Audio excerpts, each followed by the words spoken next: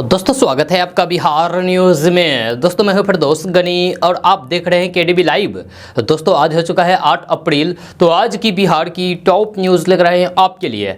तो चलिए दोस्तों स्टार्ट करते हैं आज की पूरे बिहार की टॉप न्यूज़।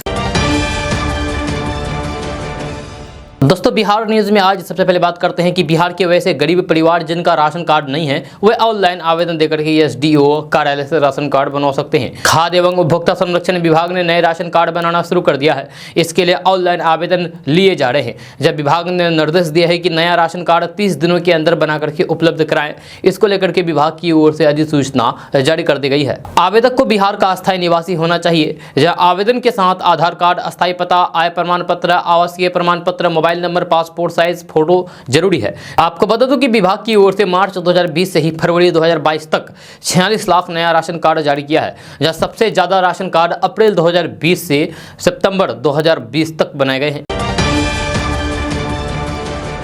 दोस्तों बात करते हैं कि कल बिहार विधान परिषद चुनाव का रिजल्ट जारी कर दिया गया है। आरजेडी ने जहां वैशाली सीट गंवा दी है तो वहीं भाजपा ने पूर्णिया में कब्जा बरकरार रखा है।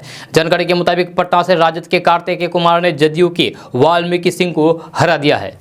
औरंगाबाद में हाल ही में भाजपा में शामिल हुई एनडीए प्रत्याशी दिलीप सिंह ने 284 मतों से जीत हासिल की है। इधर राजद ने अपनी वैशाली सीट गंवा दी है। वैशाली में एनडीए प्रत्याशी भूषण राय ने आरजेडी के निवर्तमान एमएलसी सुबोध राय को हरा दिया है।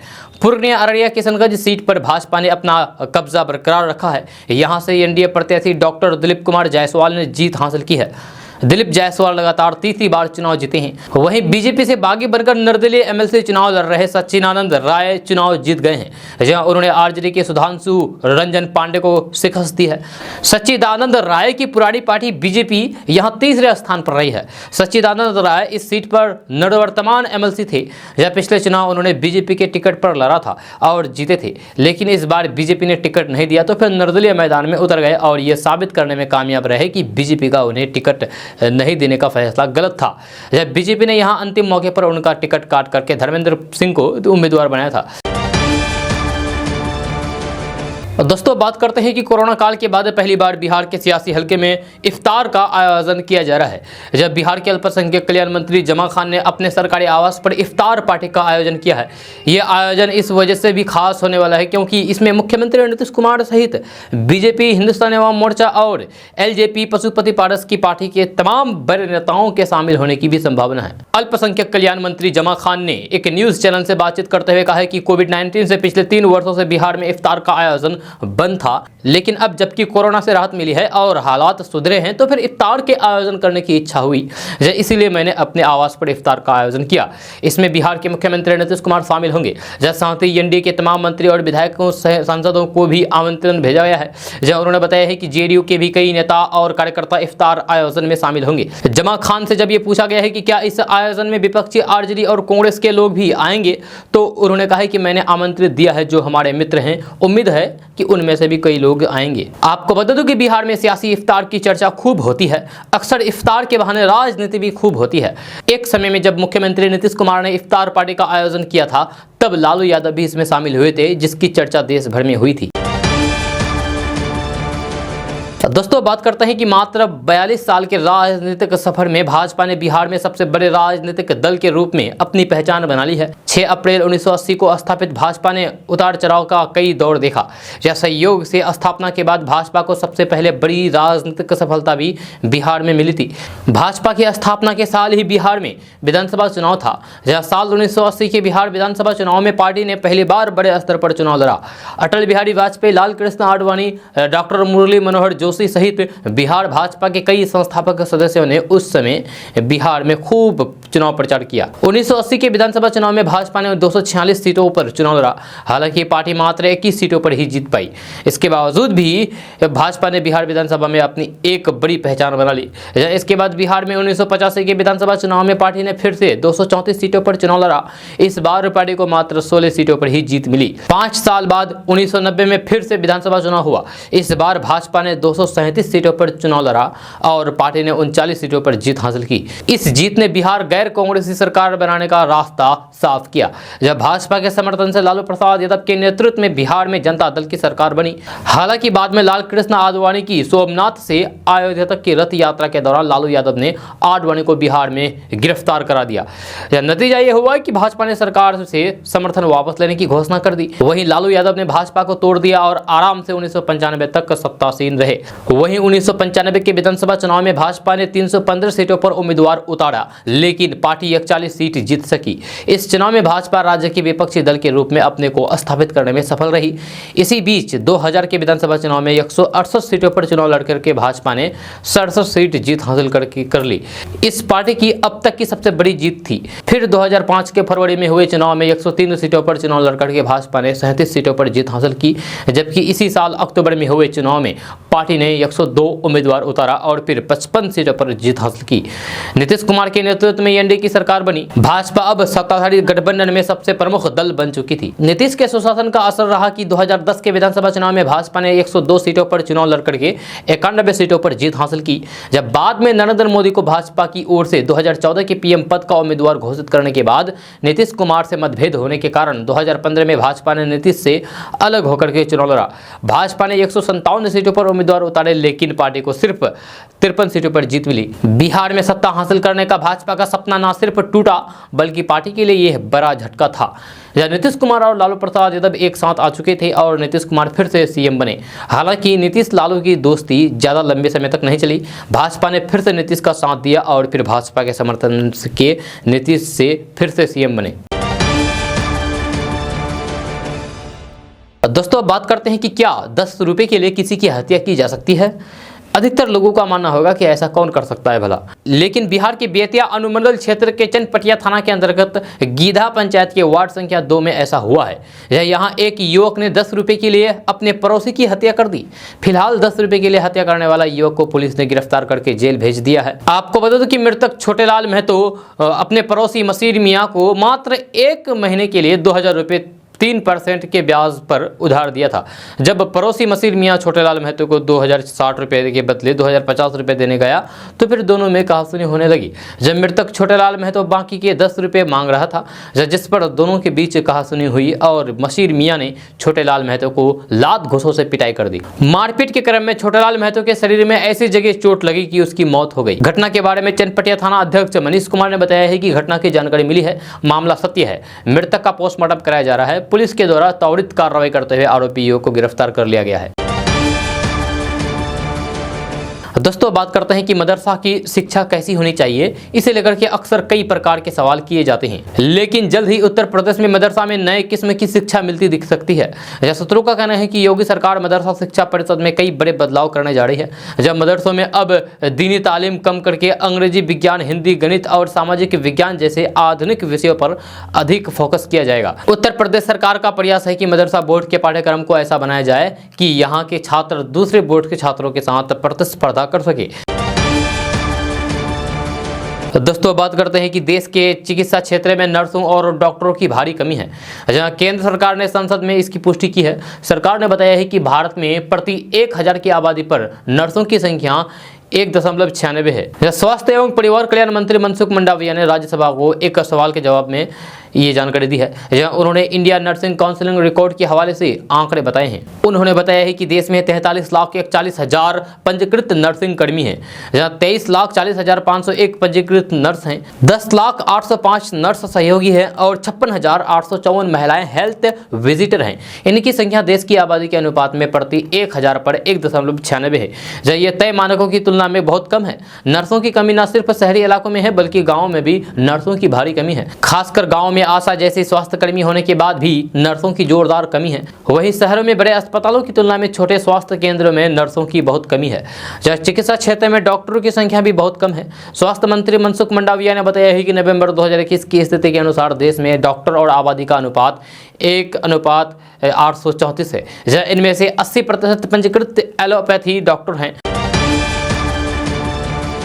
दोस्तों बात करते हैं कि लोरिया विधानसभा से भाजपा विधायक विनय बिहारी ने भोजपुरी फिल्मों के अभिनेता पवन सिंह और खेसारी लाल यादव को सांड और भैंसा कह करके तंज कसा है।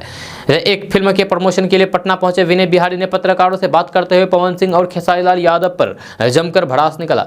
उन्होंने कहा कि मत कहिए ऐसा वैसा, दोनों के पास पैसा है, एक सांड है और एक भैंसा है। उन्होंने दोनों की पढ़ाई लिखाई पर भी सवाल उठाते हुए कहा कि हमेशा पढ़ाई लिखाई और विद्वता का प्रभाव आदमी के चरित्र पर होता है।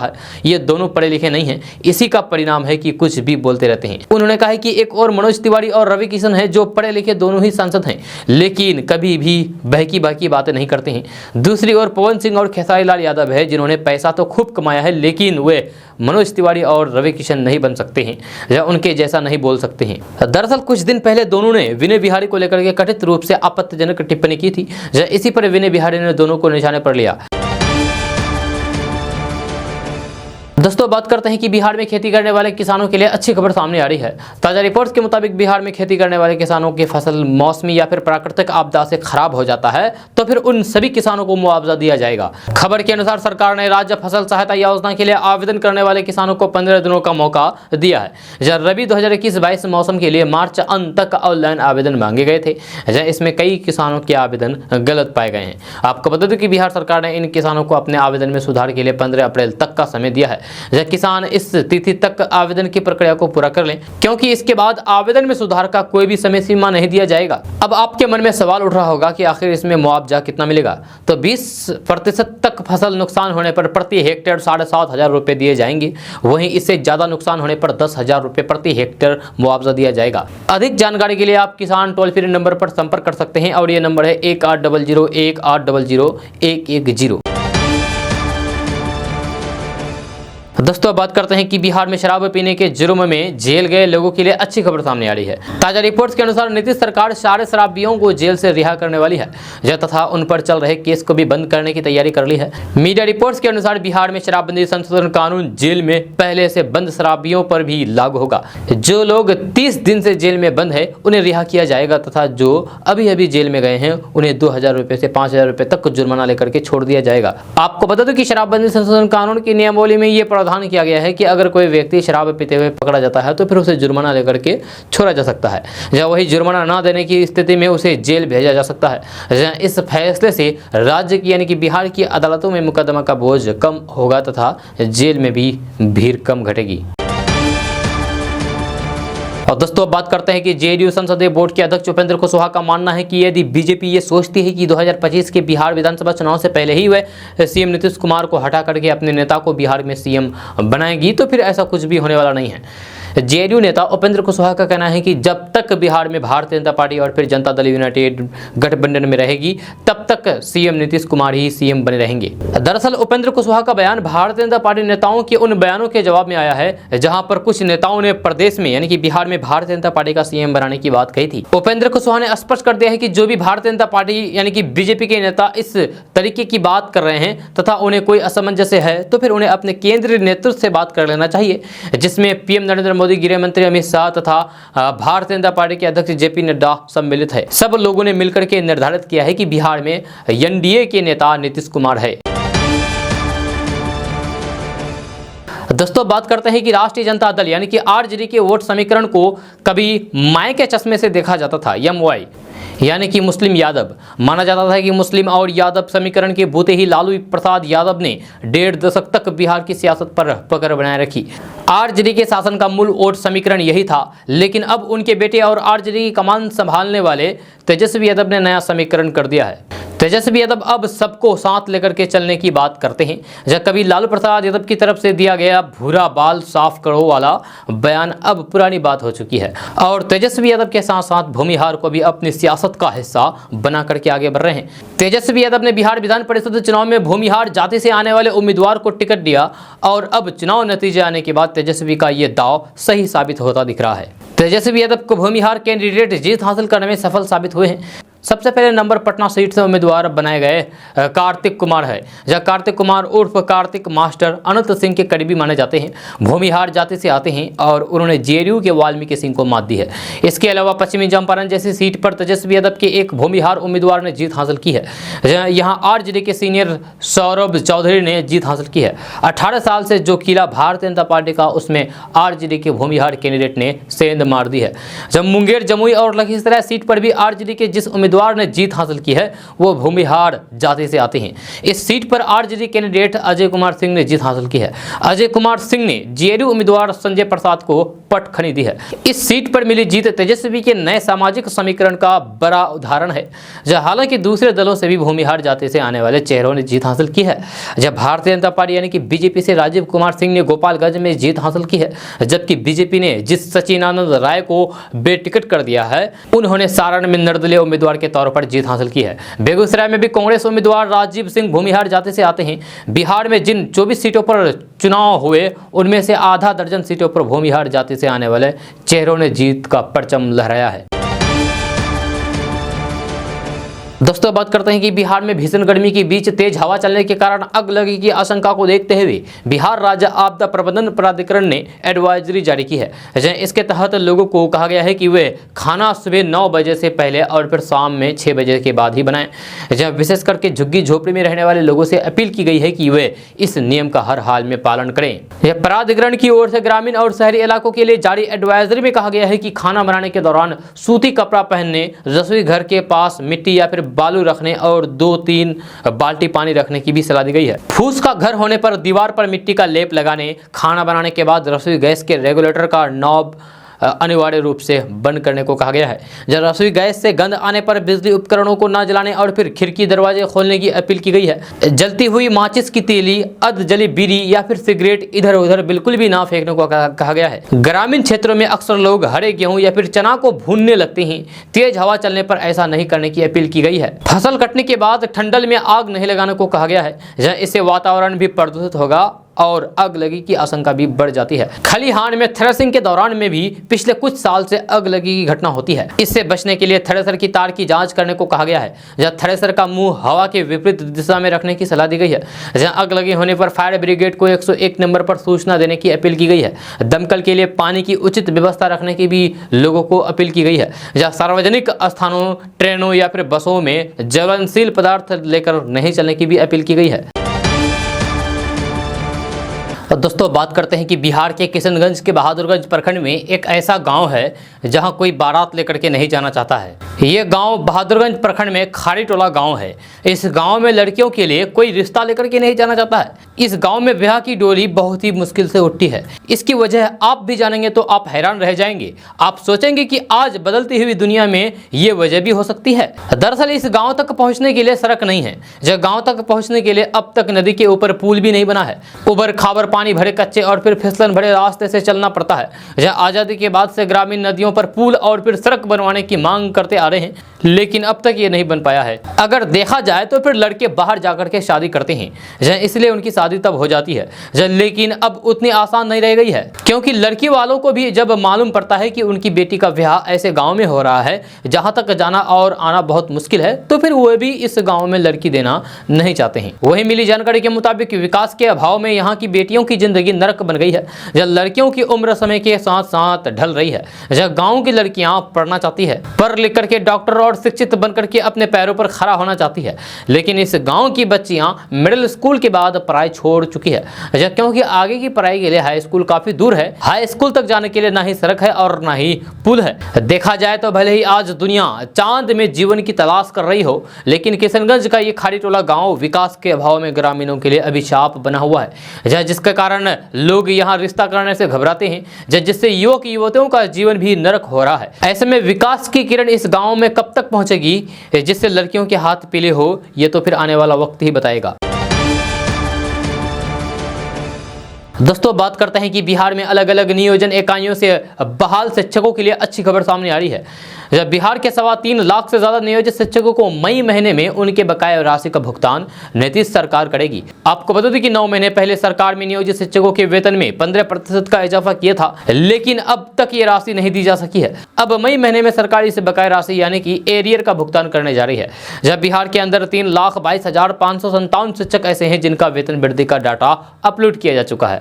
शिक्षा विभाग के मुताबिक बुधवार तक इसमें 3,13,793 शिक्षकों का डिजिटल सिग्नेचर के साथ पे स्लिप जारी किया जा चुका है। हाई स्कूलों और प्रारंभिक स्कूलों के 1 लाख से भी अधिक शिक्षकों को जनवरी और फरवरी 2022 को बढ़े हुए दर से वेतन भुगतान किया जा चुका है। जब बाकी शिक्षकों के वेतन में वृद्धि भी इस महीने में हो जाएगी। हालांकि सरकार ने घोषणा की थी कि 31 मार्च तक सभी शिक्षकों को 15% वृद्धि के साथ जनवरी और फिर फरवरी 2022 का वेतन भुगतान हो जाएगा। जब शिक्षा विभाग ने जिलों के लिए NIC द्वारा ऑनलाइन पे कैलकुलेटर सॉफ्टवेयर तैयार कराया है ताकि वेतन निर्धारण में गलती न हो।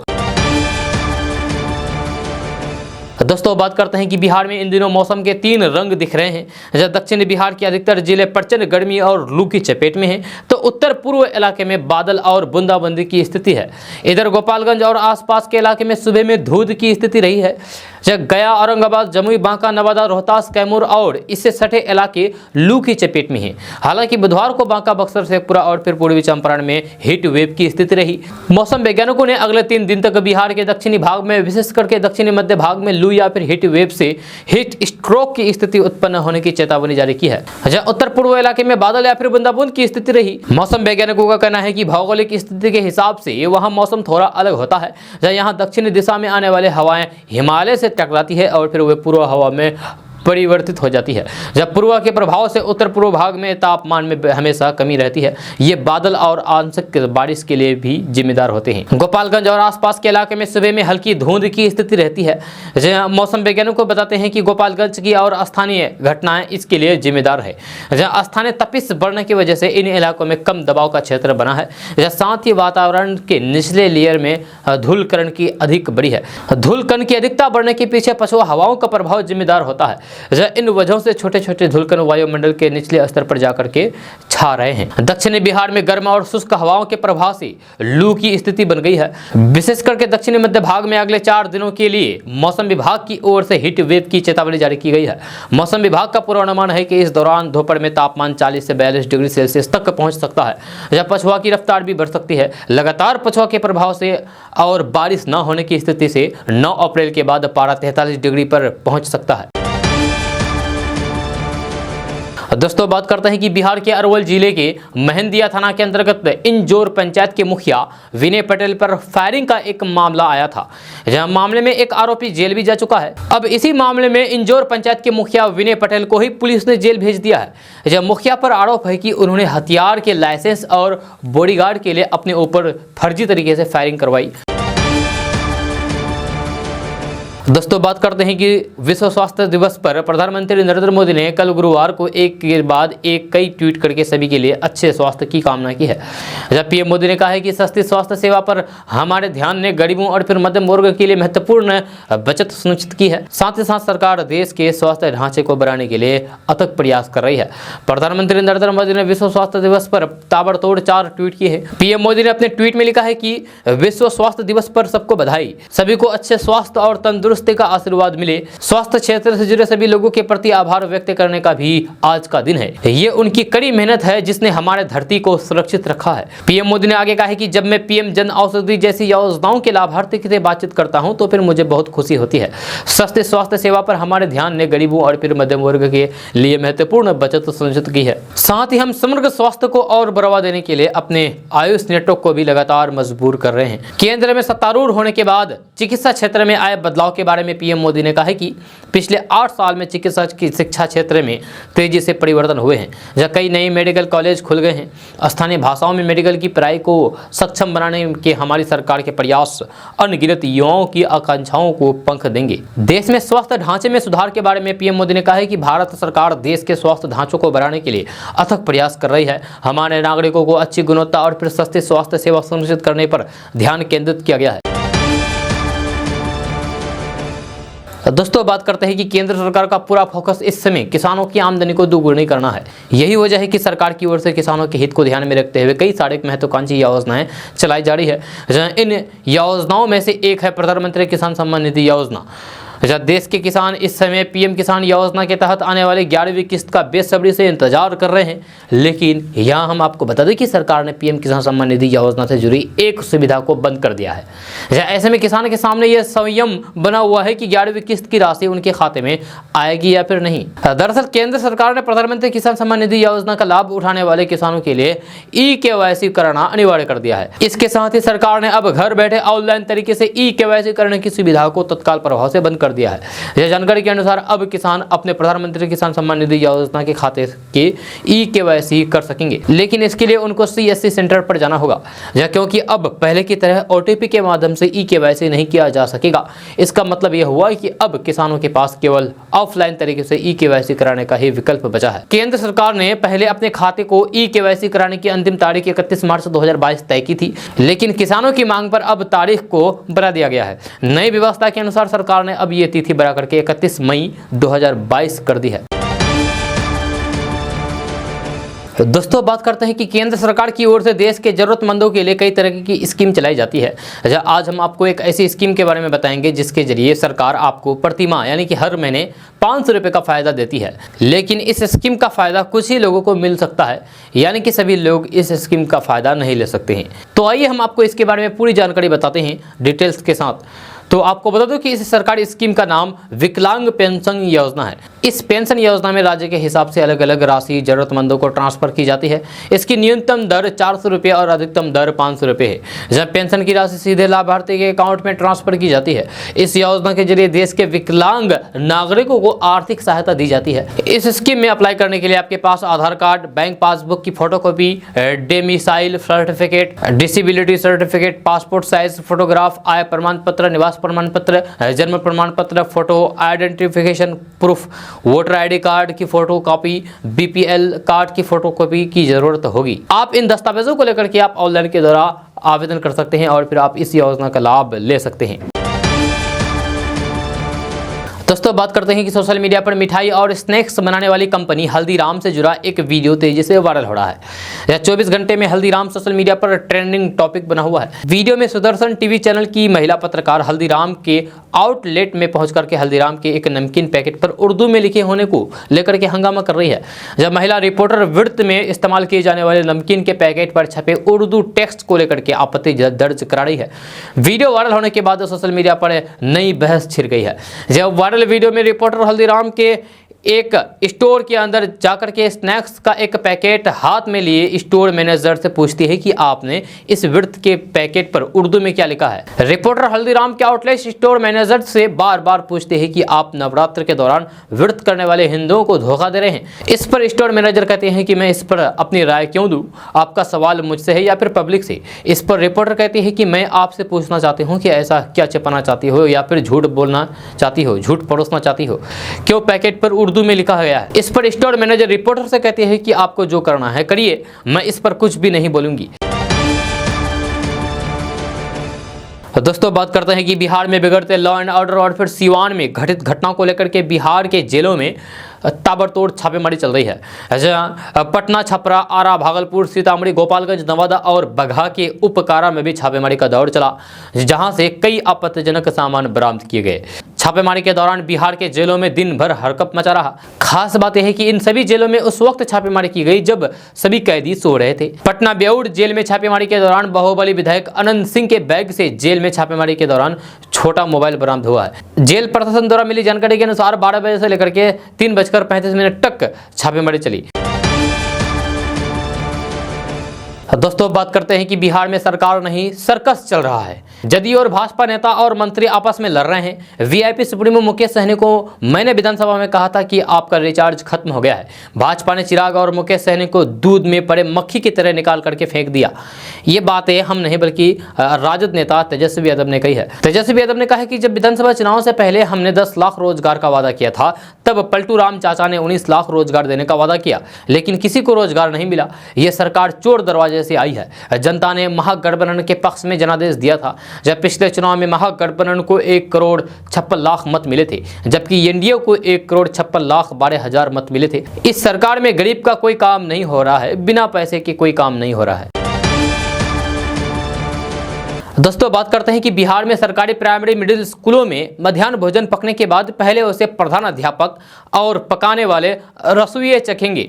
जब प्रधान अध्यापक एवं रसोइये के चखने के आधे घंटे के बाद उसे बच्चों को परोसे दिया जाएगा। विद्यालय शिक्षा समिति के अध्यक्ष एवं सचिव सहित सदस्यों एवं अभिभावकों को भी बच्चों को परोसा जाने वाला मध्याह्न भोजन चखाया जाएगा। इसको लेकर के शिक्षा विभाग के विशेष सचिव सतीश चंद्र झा, जो प्रधानमंत्री पोषण तत्व निदेशक भी है, जो उनके द्वारा सभी जिलों के जिला कार्यक्रम पदाधिकारियों को निर्देश दिए गए हैं। ये निर्देश मध्याह्न भोजन की गुणवत्ता सुनिश्चित करने एवं अप्रिय घटना से बचने के लिए दिया गया है। यह निर्देश के मुताबिक मध्याह्न भोजन तैयार होने के बाद सर्वप्रथम स्कूल के प्रधान अध्यापक, प्रभारी प्रधान अध्यापक एवं रसोइया और सहायक के द्वारा उसे चखा जाएगा। चखने के बाद उनके द्वारा मध्याह्न भोजन की गुणवत्ता एवं स्वाद के संबंध में पंजी टिप्पणी अंकित की जाएगी। दोस्तों बात करते हैं कि आपने अब तक घर, दफ्तर, दुकान या फिर अन्य जगहों की रखवाली के लिए चौकीदार को तैनात देखा होगा, लेकिन बिहार के सुपौल जिले में कब्रिस्तान की रखवाली के लिए चौकीदार तैनात किए गए हैं। ये बात सुनने में जितनी अजीब है, उससे भी ज़्यादा अजीब ऐसा करने के पीछे का कारण भी है। दरअसल बिहार के सुपौल जिले के त्रिवेणीगंज में बहने वाली बगहा नदी के किनारे बने कब्रिस्तान से कब्र में दफन लाश की चोरी का मामला सामने आया था। इस मामले की जांच के लिए खुद त्रिवेणीगंज के एसडीपीओ एस.जेड. हसन मौके पर पहुंचे थे। जांच के बाद उन्होंने थानाध्यक्ष को कब्रिस्तान में चौकीदार की तैनाती का आदेश दिया है, जहां अब चौकीदार रात में जाग करके लाशों की निगरानी करेंगे। दरअसल बगहा नदी किनारे बने इस कब्रिस्तान के पास से बुधवार की सुबह एक वृद्ध गुजर रहा था। इस दौरान उसने देखा है कि 3 कब्रों को खोदा गया है। जहां ऐसे में उसने पास जाकर के देखा तो फिर पाया है कि तीनों कब्र से लाश गायब थी। धीरे धीरे ये बात पूरे गांव में फैल गई, जिसके बाद लोगों ने त्रिवेणीगंज थाना और एसडीपीओ को इस बात की जानकारी दी। जब लोगों का कहना है कि यहां से 6 महीने पहले भी कब्रों को खोद करके लाश को निकाला गया था, जिसके बाद स्थानीय प्रशासन ने जांच भी की, लेकिन कुछ भी खुलासा नहीं हो सका। जब सूचना पकड़ के मौके पर पहुंचे त्रिवेणीगंज एसडीपीओ एस.जेड. हसन ने कहा है कि कब्र कई माह पुरानी है, लाशें गायब नहीं हुई है, लेकिन स्थानीय लोगों का ऐसा कहना है, इसलिए चौकीदार तैनात करने को कहा गया है। मेरे अनुसार अंधविश्वास का मामला है। संभव है कि किसी ने जादू टोने की वजह से ऐसा किया हो। दोस्तों बात करते हैं कि बिहार में 60 फीट लंबा पुल को चोरों ने चुरा लिया है। जब बिहार के रोहतास जिले के नासरीगंज प्रखंड क्षेत्र में अमियावर स्थित आरा मुख्य नहर पर बना लोहे का पुल गायब हो गया है। 60 फीट लंबा, 10 फीट चौड़ा और 12 फीट ऊंचे पुल को सोमवार को जेसीबी से उखाड़ करके किसी गाड़ी से ले जाने का मामला सामने आया है। प्रशासन और जल संसाधन विभाग को इस करतूत की भनक तक नहीं लगी। जानकारी के बाद विभाग के कनीय अभियंता ने प्राथमिकी दर्ज कराने की बात कही है। जानकारी के अनुसार सोन नहर अवर प्रमंडल नासरीगंज में अमियावर गांव के पास आरा मुख्य नहर पर स्थित कंक्रीट के पुल के समांतर और इससे 25 फीट की दूरी पर कई दशक पुराना एक पुल था। ग्रामीणों के अनुसार पहले भी पुल से निकले लोहे को भी कुछ लोग कई बार पिकअप वैन पर लाद करके ले गए थे। जब वे लोग कौन थे और लोहे को कहां ले गए, इसकी किसी को भी जानकारी नहीं है। सोमवार को जेसीबी से जब पुल उखाड़ा जा रहा था तो फिर ग्रामीणों ने उनसे पूछा है कि किसके आदेश पर यह हो रहा है। उन लोगों ने खुद को सिंचाई विभाग का कर्मी बताया। जब ग्रामीणों की माने तो अब तक पुल से कुल 20 टन से भी अधिक लोहा निकाला गया है। दोस्तों बात करते हैं कि बिहार में शरफ मल्लाह के नाम से मशहूर वीआईपी सुप्रीमो मुकेश सहनी का राजनीतिक भविष्य अधर में लटक गया है। मुकेश सहनी का बीजेपी से तकरार मोल लेना भारी पड़ गया है। पहले पार्टी से सभी 3 विधायकों ने बीजेपी का दामन थाम लिया, फिर बाद में खुद मंत्री पद से भी बर्खास्त हो गए, जहां उनकी एनडीए और फिर बिहार सरकार दोनों ही जगह से विदाई हो गई।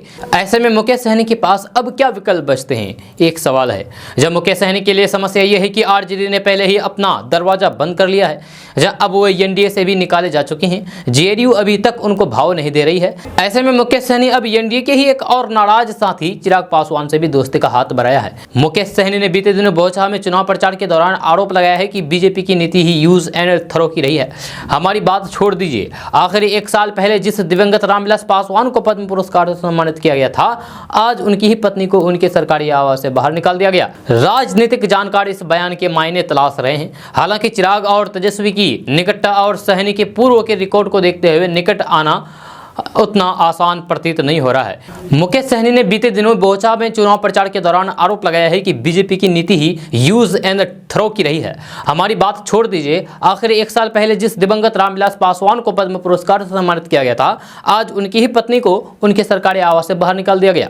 राजनीतिक जानकारी से बयान के मायने तलाश रहे हैं। हालांकि चिराग और तेजस्वी की निकटता और सहनी के पूर्व के रिकॉर्ड को देखते हुए निकट आना उतना आसान प्रतीत नहीं हो रहा है, क्योंकि बिहार की राजनीति इन दिनों कई मामलों को लेकर के सुर्खियों में है।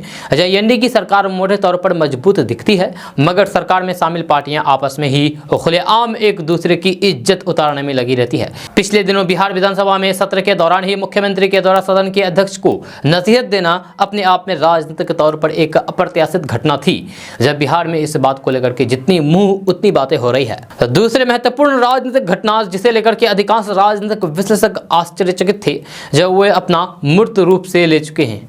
दूसरी महत्वपूर्ण राजनीतिक घटना जिसे लेकर के अधिकांश राजनीतिक विश्लेषक आश्वासक थे, वे अपना मूर्त रूप ले चुके हैं। दोस्तों, बात करते हैं कि बिहार में गर्मी और उमस के बढ़ने के साथ ही मुजफ्फरपुर और आसपास के इलाकों में एक बार फिर से बच्चों में होने वाली एक्यूट इंसेफ्लाइटिस सिंड्रोम यानी कि एईएस बीमारी के मरीज अस्पताल पहुंचने लगे हैं।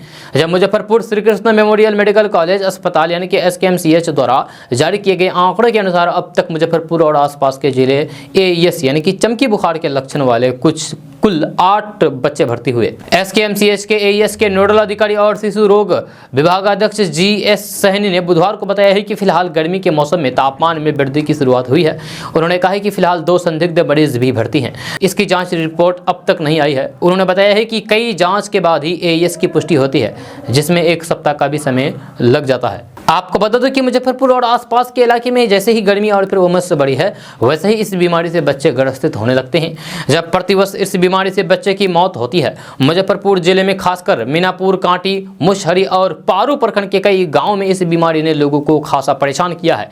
जिला प्रशासन और फिर स्वास्थ्य विभाग द्वारा समय समय पर ग्रामीण क्षेत्र में जागरूकता अभियान भी चलाया जाता है, लेकिन आज तक इस बीमारी से निजात दिलाने में सफलता नहीं मिली है। राहत की बात है कि पिछले साल इस बीमारी के कम से कम मरीज सामने आए हैं। एईएस पीड़ित बच्चे की अचानक तबीयत बिगड़ जाती है, अचानक बच्चा कोमा में चला जाता है। गर्मी के दौरान इन लक्षणों को काफी गंभीरता से लेने की आवश्यकता है। तेज बुखार, सिर दर्द, गर्दन में अकड़न, उल्टी होना, सुस्ती, भूख कम लगना आदि इसके लक्षण होते हैं।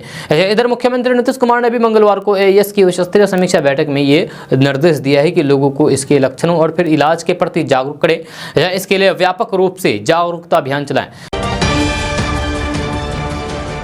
दोस्तों, बात करते हैं कि बिहार के सरकारी विद्यालयों में नए सत्र का आगाज हो चुका है। अब शिक्षा विभाग द्वारा 72,000 प्रारंभिक विद्यालयों में पहली से 8वीं कक्षा तक के तकरीबन 1.25 करोड़ बच्चों को किताब खरीदने के लिए राशि मुहैया कराने की तैयारी हो रही है। इसके लिए विभाग ने तय किया है कि विद्यार्थियों को किताब खरीदने के लिए गर्मी की छुट्टी घोषित होने से पहले राशि उनके खाते में उपलब्ध करा दिया जाए।